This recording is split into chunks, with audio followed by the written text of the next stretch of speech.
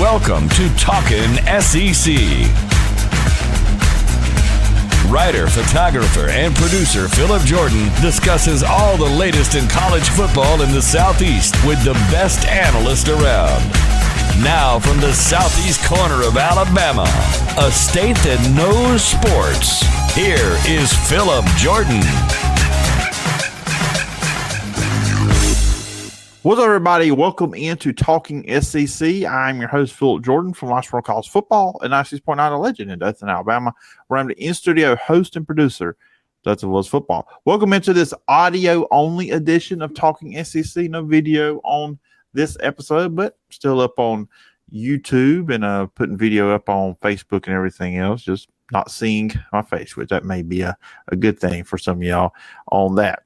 Thank you to everybody with the kind and the positive feedback from Monday's podcast with Al Borges. I really had a fun time doing that conversation, having Coach Borges on. A lot of great things said by him there. Really looking forward to his book, The Night of the Tiger. So when that comes out in August, make sure to check that out. And once again, thank you for all the kind feedback from that and from the article as well that was up on last word on college football. On today's podcast, I'm going to be joined by Clark Lea from Vanderbilt.com and Southeastern 14.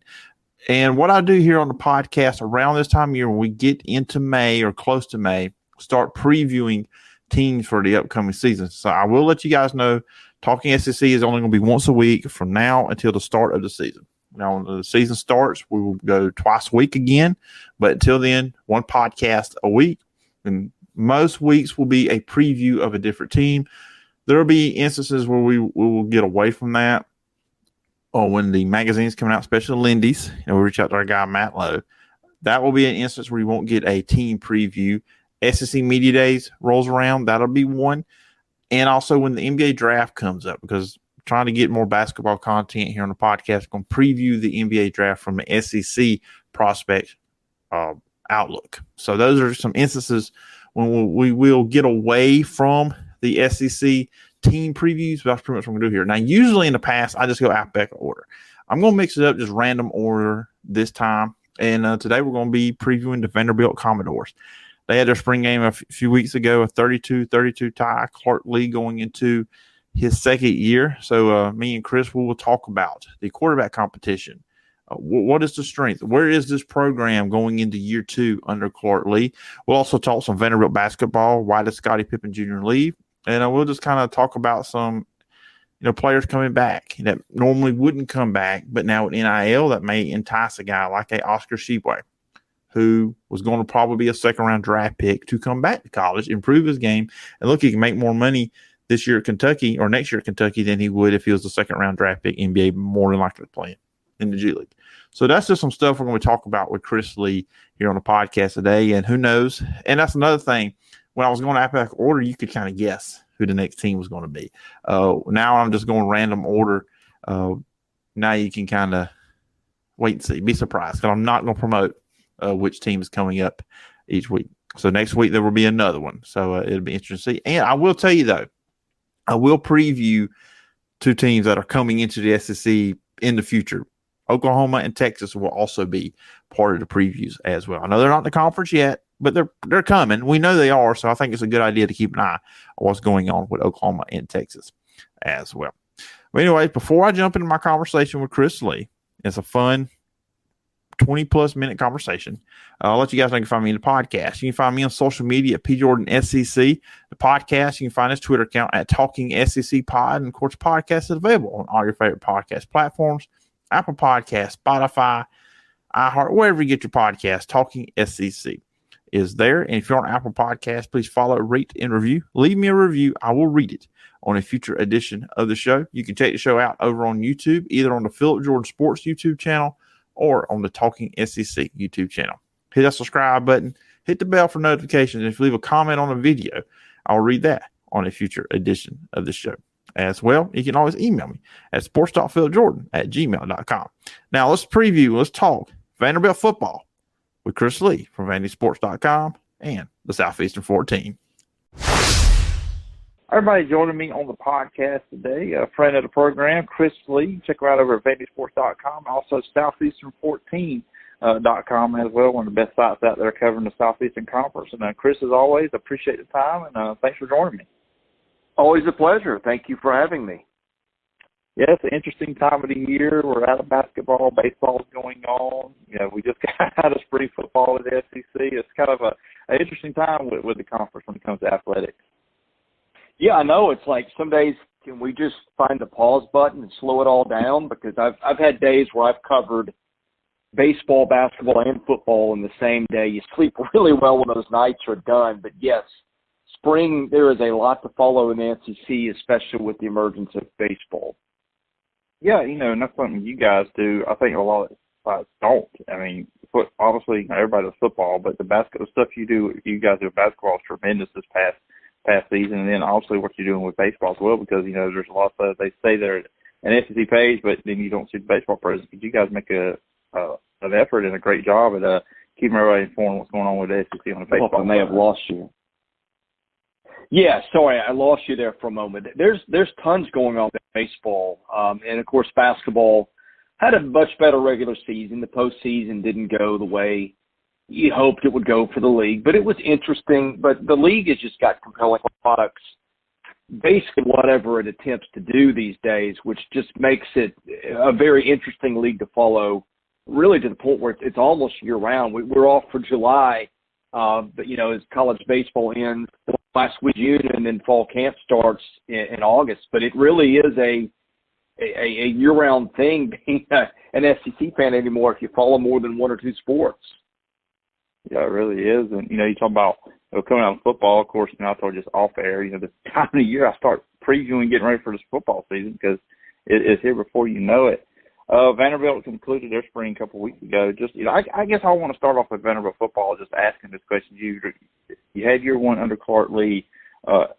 Where is Vanderbilt football at right now going as spring football just ended? Now you look ahead to year two under Clark Lea.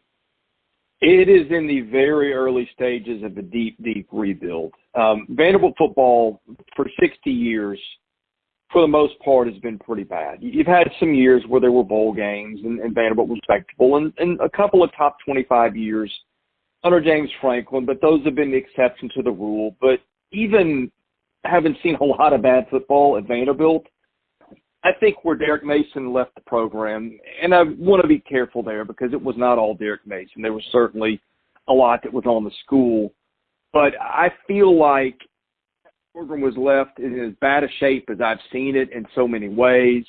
Now, things are starting to look up. They've got some facilities plans on the table that they've shown people finally, and that will be happening. Although completion is probably 3 years off for stuff. At least Vanderbilt's finally done something. But the talent is just not there, Phillip. I don't know how else to say it. You don't often see a team that just is grossly inadequate in terms of SEC speed, size, strength, and athleticism, but that was the hand that Clark Lea was dealt. I felt like year one in recruiting, they did a lot to address the speed. Now, there's a lot more to go, but you can see some of the players that he brought in that have early enrolled are faster than I think what they've had. That's a good start. Now, the lines are going to be next because they're woefully inadequate there on both lines of scrimmage. So, yeah, I would say that this is, even by Vanderbilt standard, this is a pretty deep rebuild. I guess the good news, if you're a Vanderbilt fan listening, I do think they've got a fairly competent coaching staff. I think Clark Lea is just a gargantuan improvement over Derek Mason. It may not have shown up yet. In fact, the results, they've even got a little worse last year, you could argue, on some nights. But, that's where they are. It's going to be a long slog out of the basement, but you're starting to see some steps made, and that's really all you can realistically ask at this point. Just like, coming out of the spring and going, you'll be going into fall camp, like you said, after July. What's the strength of the football team, do you think, at this point? I think right now their linebackers are pretty good, but by Vanderbilt standards, I've seen better linebacking groups at Vanderbilt for sure. They've actually had some really good groups over the years, but compared to where they've been the last 4 or 5 years, their linebacking play has been atrocious. I think they've gotten better at getting in position. They've got some players. They've got Mike Wright, who was maybe their most talented player on defense a year ago. He played sporadically just due to some off-the-field issues. And so I think he's in a better state of mind. I think he'll be back for the fall. He did not play in the spring. In fact, he had hit the transfer portal and then decided to come back. So getting him back would be huge. They landed Kane Patterson from Clemson, who, if you remember the national title game, I guess 3 years ago when Alabama and Clemson played, when Clemson got a linebacker ejected in the first half, Kane Patterson was the kid who came in as a true freshman and took over and played a pretty decent game. Kane Patterson was running second team in the spring, which is kind of encouraging that a kid like that didn't just walk in and start by virtue of everybody else being awful. They've got Anthony Orji, who's a good player, a kid they think has got a shot to play in the NFL. And they've got Ethan Barr, who was one of the leading tacklers in the league a year ago. Ethan's not the fastest guy, but he's smart and he's tough. I just think that having some guys that you could actually see get reps at other SEC schools, at Vanderbilt, that's where they are most places. And I came away from spring thinking that they could actually be pretty respectable there, not just by Vandy standards, but in comparison to the rest of the league. Yeah, you're talking about Ethan Barr. I was looking at his stats. I mean, 85 tackles last season. He had 3 interceptions. So, I mean, he's a guy, if he can get around the ball, he can get a hold of it. Yeah, and that's one thing they did really well ago, Phillip. They did not have much talent at all. Again, it was the least talented SEC team I've seen in at least a decade.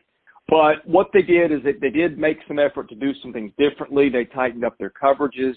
You know, Derek Mason would just play his corners 8-10 yards off the ball automatically. They've never were in position to make a play on a ball unless it was just poorly thrown or it was tipped.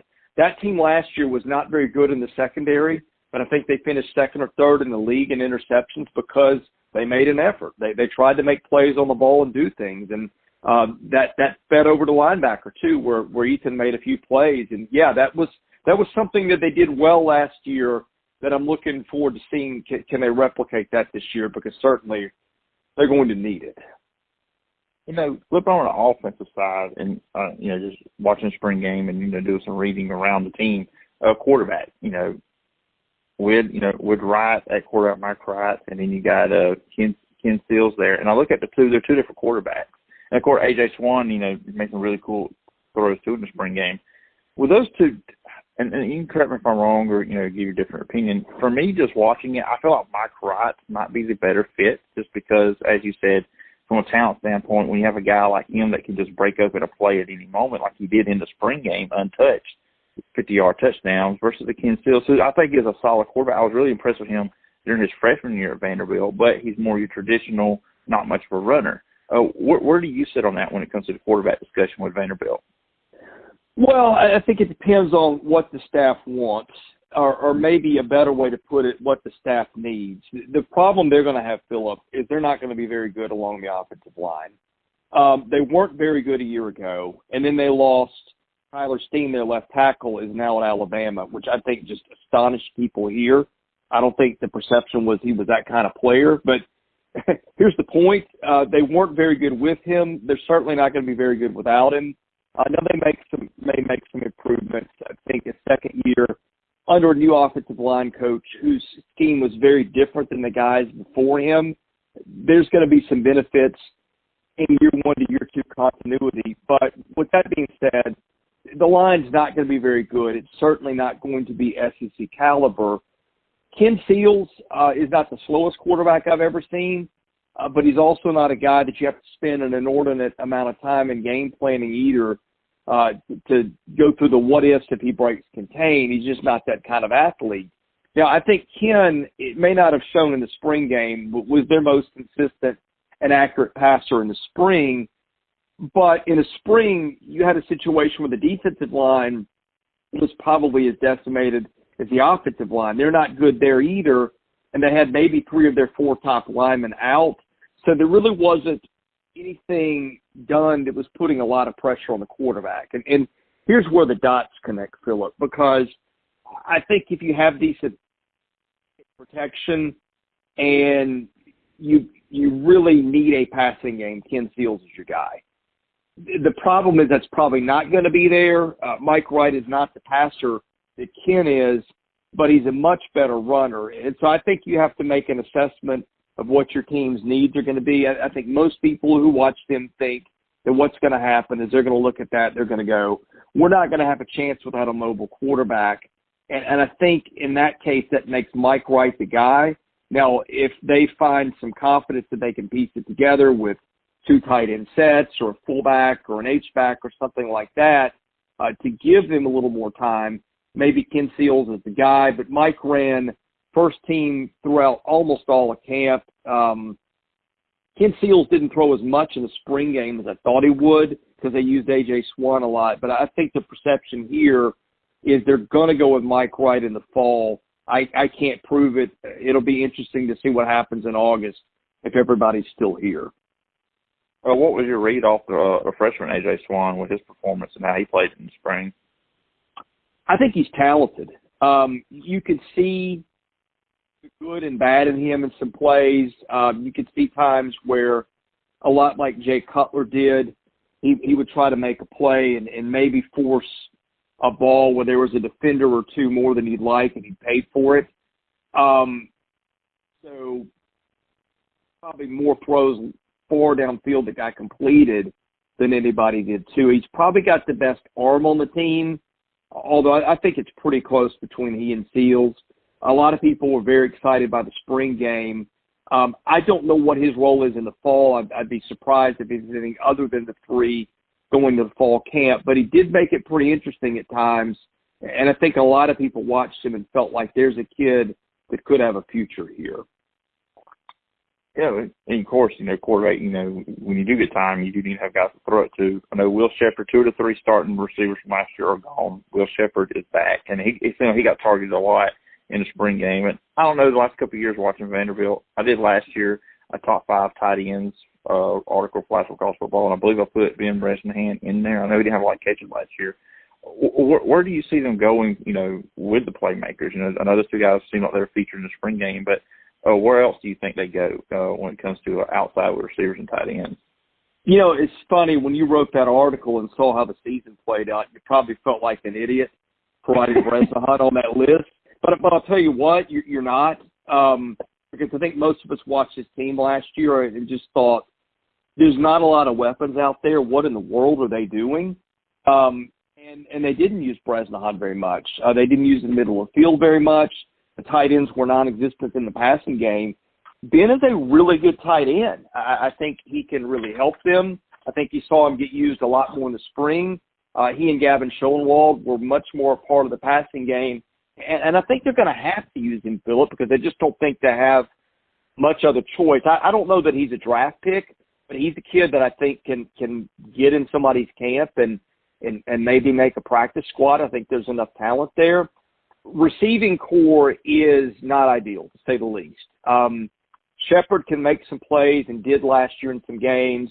They've got a redshirt freshman named Quincy Skinner who kind of popped at times in fall camp, and then they got the season.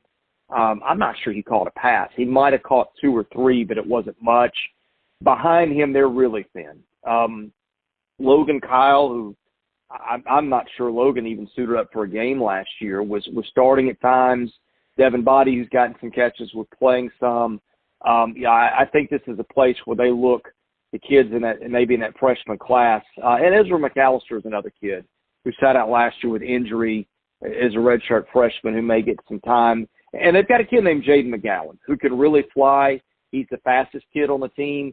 He's going to see reps immediately just because they're going to have him there.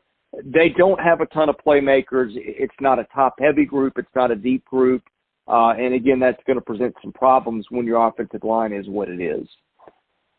We just kind of close the book on the football discussion around Vanderbilt. The schedule for next week, of course, they open on August 27th at Hawaii, which, that'll be a fun trip for the team, I'm sure.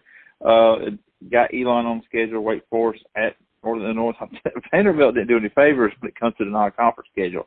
Because those are all, Elon outside of that. But, the other teams are solid at times. And Northern Illinois is a good team usually in the MAC. When you look at their schedule going into this year, where do you see potential wins for Vanderbilt or games where they can be competitive in? Phillip, I could really see them going 2-0 and and finishing 2-10 because, like you said, that's schedule. Wake's program is just years ahead of theirs at this point. They'd like to be where Wake is, but that's not happening in the next year or two. Northern Illinois won the MAC last year. I actually went to a game last year. My nephew had a game up there in his career at Wyoming, so I actually got to go to a Northern Illinois game last year. That won't be the most hostile of environments, I don't think. I think it's winnable, but they're probably not the better team on paper right now. That's the 4 non-conference games right off the bat. And then Alabama on September the 24th, and it gets real from there on. They have an off week after the beatdown that they'll take in Tuscaloosa. Then they play Ole Miss, Georgia, at Missouri. I don't see wins there. Another off week, and they close against South Carolina, Kentucky, Florida, Tennessee. But frankly, they're just not up to SEC caliber right now. I think if you're Vanderbilt, you're looking at some of these schools like Missouri and South Carolina and thinking that those are maybe where our wins come from, but those teams are recruiting and reloading pretty well through the transfer portal. They couldn't beat either one of them a year ago. I think if you're Vanderbilt, you hope you get a win or two in the first few weeks of the season, because if you can't get one there, it's going to be a long year, and they went 0 for a couple of seasons ago. As bad as the program had been in its history, they'd never been there. You hope that doesn't repeat again, but if they can't get and certainly I think they'll get Elon in week 2, but we said that about East Tennessee last year too. If they can't get one there, look out, because it's going to be a long year. Oh, for Clark Lea, I mean, so if that happens, they go 2-10 again. I mean, will there be any pressure, or will No. They are committed to him long term. I think the chancellor made that pick, and I think the most influential guy in the hire was Tim Corbin. The way I was told is he went to Tim Corbin, and if people aren't familiar, he's Vanderbilt's baseball coach. And really the entire saving grace of their athletic department right now as we speak almost. But he and Clark Lea, Tim knew each other pretty well. I think Tim felt strongly that Clark was the guy for the job. I think that carried a lot of weight with the chancellor. They know that when Derek Mason left that program behind, it was an absolute shambles. Again, like I said, worse than Vanderbilt usually is when it's going through a coaching change. They had a cultural or just a litany of cultural issues they've got to get beyond. Look, it wasn't pretty last year, and losing to ETSU was a bad look for them. You never want to open your career, even as bad as Vanderbilt is. They have not lost those games to FCS schools. But you watch that game, and you also watch the UConn game, which they barely won, and you're looking up and going, man, I think the teams they're playing are probably more physical in the trenches, and I thought Connecticut was faster than they were. That's a pretty big indictment of the talent he was left. I think everybody around here knows how bad it was. I think there's a lot of confidence in Clark Lea in the way he's running the program. I've been impressed with the glimpses I've had behind the curtain over there. Clark has, I think, thought of a lot of things. I think that you didn't really see it play out on the field a year ago, but I think the conditions around him had deteriorated so much that it just was going to be hard for them to beat much of anybody. No, I think he can win 1 or 2 again this year, and other than maybe some disgruntled fan chatter, I don't think you're going to hear a lot about Clark Lea being on the hot seat going into year 3 no matter what. Real quick, a couple of basketball-related questions for you. With Vanderbilt hoops, of course, they made it to the quarterfinals in the NIT this past year. But they lose Scottie Pippen Jr. What was the deal there? Because, I see his, draft predictions. I've seen some where say he may not even get drafted, but he goes on pro. What was the deal there with him leaving Vanderbilt? I thought that would happen last year, too. I thought he'd be gone. I think that maybe he just didn't get the projections he thought he was going to get, and maybe that was one of those, hey, I didn't expect to be back, but I didn't put my name in the portal, so this is my best option. Now, I thought that they might have a chance to get him back for his last year. They made a run where you looked at it and said, well, if they'd been healthier, maybe they could have made a bid for the NCAA tournament. You thought maybe that would leave an impression on Scottie to come back and try to get a program that hasn't been to the NCAAs in a few years back on track and into the tournament. He chose to go pro. And frankly, Vanderbilt's one of those places, and I'm not saying this as an indictment of other schools, but the schoolwork and everything and the responsibilities are real there. And at some point, if pro ball is your career, I'm not sure how much valuable classwork is to you. So I'm not saying that's the case, but all that to say, Vanderbilt's a different place than a lot of schools are. And, I don't know how big a fan Scottie was of classwork and everything, but certainly, if you can go play basketball, get paid, not have to go to school, it's an option that I understand people taking. And I don't know if that's exactly how he processed it, but if it was, I'm not shocked. When you look at, the rest of the roster and, Gary Stackhouse, I mean, he's really done a good job year in, year out building the program, trying to, get better every year. Where do they go, next season? What they have on the roster now, you think, to kind of replace the production of Scottie Pippen Jr.? Well, I thought if they got Pippen back, they were probably an NCAA tournament team. I felt like if they didn't, they're probably not. I still feel that way. They got a transfer point guard from Cal Irvine who put up some nice numbers in the Big West, but shooting efficiency isn't his thing. I think they're still looking in the portal. They need a shooter. They're getting Liam Robbins back, who they missed most of last year. But Liam will help them a lot. He's a shot blocker. He can score in the low post. But I just think they don't have quite enough pieces to get back to the tournament next year. I don't know if the NIT is realistic. It may be. They do play hard. They have improved. But just the overall level of talent has not been there. Stackhouse has not been a great talent evaluator, to say the least. Pippen kind of dropped into his lap. That was a Bryce Drew recruit, so that wasn't even one, although you can't totally take credit away from him because he had to re-recruit him in the coaching change, and let's give him some credit there. But I just don't think they've got enough talent to make a run at the NCAA tournament, and even the NIT next year could be a little bit to bite off just with Pippen gone. Yeah, I know you mentioned that with Stackhouse and a re-recruit. That's something, college, football and basketball, we're seeing it now. It's like every year you've got to recruit your own guys. You're not just going out getting the high school kids or even trying to recruit kids in the transfer portal. Now you got to go out and, make sure you re-recruit your own roster every year. So, I know that's kind of like a side note. That's something I do not envy these football and basketball coaches one bit. No, and you saw Jay Wright retire a couple of weeks ago, and I think that's the reason why. It's just not with the portal, with NIL, it's a lot to manage, and I feel really sorry for these mid-major coaches who build programs. You used to see teams that would build programs for 2, 3, 4 years, and they'd start 4 or 5 seniors, and that they would be suddenly a tough out and a team that would spring some upsets in March. Now you build a program like that, a couple of them pop up as freshmen and sophomores. Next thing you know, they're off to the SEC or the Big 12. I don't know how those guys do it, because I think when you see Jay Wright retire, that's not a good sign, and you wonder if it's hard for him, how hard it is on everybody else too. Yeah, when I saw that, I was looking to see, okay, this has got to be a fake Twitter account putting this news out, because it kind of caught me off guard when I saw when Jay Wright, stepped away from Villanova. And you talk about, I kind of connect to the Scottie Pippen Jr. conversation. You see like a guy like Oscar Sheboy coming back to Kentucky, Colin Castleton also as well. I look at those guys as guys in past years, and they, maybe not Castleton, we know Sheboy would have probably been a second-round draft pick. But now you look at some of these guys, I think can actually be a positive for college basketball in a way. The Jabari Smiths of the world are going to go pro. I mean, they're top 5, top 10 picks. But the guys that are going to go in the second round, now in NIL, they can probably look and say, hey, I can come back to college, get better, make some money, make more money on my NIL deal than I would as a second-round draft pick, because more than likely, if you're second round, you're going to the G League. You're probably not going to be on the roster of an NBA team during the year. Some guys do, but most of the guys don't.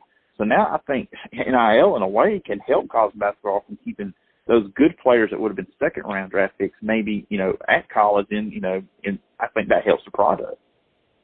Oh, I agree with you totally. I think that's the one place where all the changes cobbled together will help. It's in the case of an Oscar Sheboy, who can now legally get paid more at Kentucky probably than he would be playing pro ball next year. I think that's a good thing. I don't know that everything else is in terms of how it affects the game. And just to be clear, I'm a free market guy, and it always bothered me that the kids couldn't get paid unless it was under the table. And most of the time that money went to handlers and people who were not necessarily looking out for a player's best interest. But it has been total chaos. But, yeah, that's the one place that I do think it helps. Is it's good to see a guy like that who doesn't feel like he's got to take the first bus out of town on the possibility that he gets paid. Now he can sort of have his cake and eat it, too, in that case. Yeah, he's one of the guys, too, you watch him play and just kind of see him off the court. He's one of the guys you root for. I mean, one of the better – I mean, there's so many good stories that always, you don't hear them. You only hear the bad stuff. And that's one thing I don't like sometimes. But with him, he's one of the truly good guys in college basketball and sports in general. And he's one of them guys whether they're a Kentucky fan or not, I know there's probably a lot of people listening to can't stand Kentucky. But he's one of them guys you can root for. Yeah, I'm totally agreeing with you there. I've always been impressed with him. He's a mature kid. He's well-spoken. He's positive. Those are the kind of kids you really kind of root for no matter the uniform. Yeah, absolutely. So I'm going to circle back to Vanderbilt because I wanted to ask you about this before I let you go. I wanted to get your thoughts on the logo. I guess for me, just from here down where I'm at, I didn't understand the change. But what was your thoughts when Vanderbilt released the new logo? Well, let's just say that the view among Vanderbilt fans was exactly what it was everywhere else. I think I'd put it this way. There's a lot of things in Vanderbilt athletics that need changing. Outside of baseball, that runs pretty well. But, the short list of things that they got right across the board was indeed a short list, and that logo would have absolutely been on there. No doubt about it. I thought it was unnecessary. I've been on a conference call with Vanderbilt for an hour where they explained it. I get what they were trying to do. I'm not going to bore everybody to death with that. But I think that was the quintessential not seeing the forest for the trees. And getting rid of the star V, in my mind, was a massive mistake. Now, they still had the option to do it, but you see, and this is what I figured would happen, I think the school has said we want to just go with the V. And you can still see the star V at times on things, but the look they want is just that V itself. I just thought that was a huge step down, and I think there are about 3 people in the world that really love that decision, and probably 2 of them work at Vanderbilt. They say sometimes any press is good press. I don't think that was one of the situations. No, I mean, it's time for them to get off the – it seems like any time they've made news the last few years, it's all been for the wrong reasons, unless it's related to baseball. They need to – and I don't really feel sorry for them. They've brought it on themselves, but they need to get to the point where when they're in the news cycle, it's not for bad things, but that was not a thing to break that string, to say the least. But at least it doesn't look like what the XFL tried to do, and now their logo looks like the Axe, the Axe logo. So, they won that one. They won that one. Well, you found a positive thing to say about the logo, and that's more than the fan base has come up with. So that's what I'm here for, Chris. I'm here to bring positivity to the SEC. That's going to be my role from here on out. Anyways, Chris, I appreciate you taking the time to come on the show today. It's always great talking with you, Vanderbilt, or we're talking SEC as a whole. It's always fun. If the listeners want to follow you, where can they find you? And they want to check out VandySports.com and check out the Southeastern 14. Where can they do that? Yeah, if you're familiar with Rivals.com, I run the rival site for Vanderbilt. It's at VandySports.com. I'm spending more of my time these days on my SEC venture. It's Southeastern14.com. We cover baseball, football, and basketball in the SEC, and mostly we do our stuff at our YouTube channel. So if you go to YouTube, search Southeastern 14, we'll pop up. We're doing stuff, I'd say 3 to 5 days a week with videos. I think if you like basketball and baseball, you'll especially like us, and so that's where you can find most of our stuff. And on Twitter, that's at 14 Southeastern. All right, sounds good, Chris. Like I said, appreciate the time, and I look forward to having you on again sometime down the road. Anytime, my friend. All right, everybody, and that's going to do it for this edition of Talking SEC. Once again, thanks to Chris Lea for coming on the show. Always enjoy catching up with Chris and talking all things Vanderbilt or SEC. Just always a good time having Chris Lea on the podcast. Be back next week, but I'm not telling you which team we're previewing, so I'm not going to tell you who the guest is going to be. So you're just going to have to wait and see for that on next week's podcast. Remember, you can follow me on social media at PJordanSEC podcast as well at Talking SEC Pod. The podcast is available on all your favorite podcast platforms, Apple Podcasts, Spotify, iHeart, just wherever you get your podcasts. Talking SEC is there. You can also check out the show over on YouTube at the Phillip Jordan Sports YouTube channel or Talking SEC YouTube channel. So please go check those out. Check out the video form podcast. This is an audio only edition. Still, there is a presence with this episode over on YouTube. And you can always email me at sports.philipjordan@gmail.com. Hope everybody has a great weekend. And remember, let kindness be your compass.